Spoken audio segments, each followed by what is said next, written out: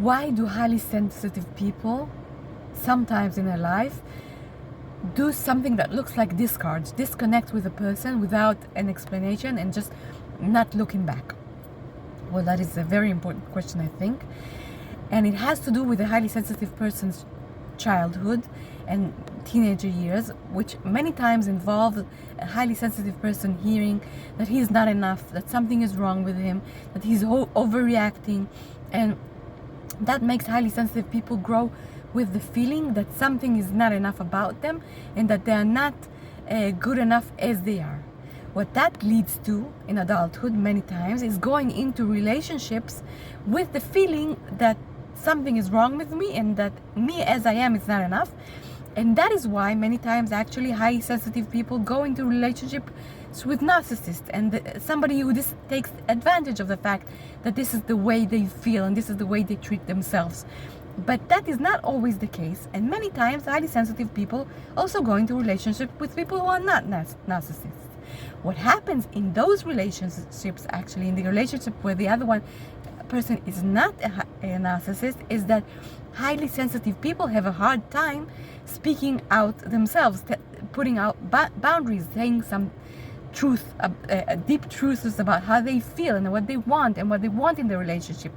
And the other person, not being a narcissist in this case, simply doesn't know, and many times could, with no fault of his own, disrespect your boundaries and the way you think about your relationship and what you want to be in it.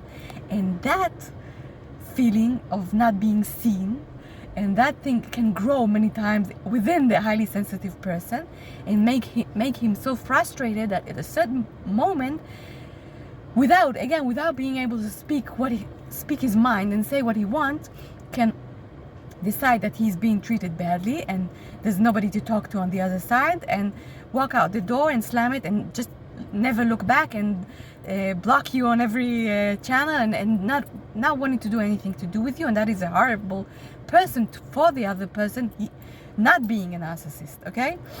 And of course that when the relationship is with a narcissist, that is a good thing when that happens, but at those relationships when that is not the case, that is a very sad thing, and I'm very sorry. I sometimes see it in my clinic when that is not the case, that people walk out of relationships that are good and that are compassionate. It's just the fact that you are not able to speak your mind and say how you feel about things that makes it more difficult.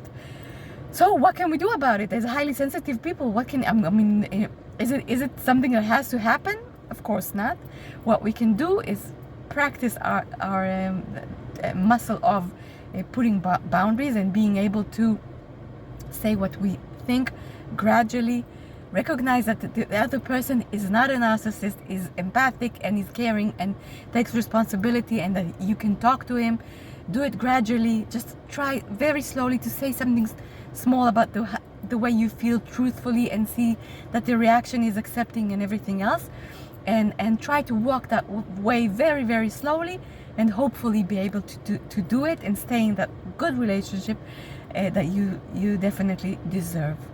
An important thing to notice, on the other hand, is how do you tell the difference between discard and a highly sensitive person throwing you out the door? The main difference is that a highly sensitive person, when he or she disconnects with someone in this way, they always know that there's another person on the other end of the relationship. They feel that they're hurting them, and they take responsibility for the fact that this has something to do with themselves and not just the other person being terrible. And those two things, when somebody does that to you, ask yourself if you see that person is able to be empathic and take responsibility, and then you know that you're dealing with a highly sensitive person who has a hard time with putting boundaries and conflict and everything, like of all that kind of stuff, and not with a narcissist.